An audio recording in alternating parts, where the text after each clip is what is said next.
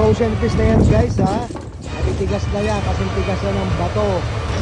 Kaya transfer sa ating storage para magkaroon tayo ng espasyo sa ating bodega para pag may nahuli tayong bagong isda, doon nila ipo-frozen, doon nila lulutuin.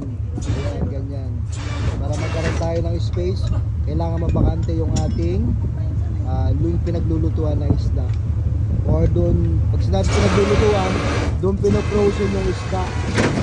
Tapos lalagay ko sa storage din na malamig para ma-maintain ang temperatura at ang quality ng isda. Storage na yan guys. Yung mga nahuli natin noong nakarang araw ito guys, isang araw kayang ma-frozen ito, kayang mapatigas ng ating reaper system dito sa barko. Ganun kalakas. Dahan-dahan ito nila yan na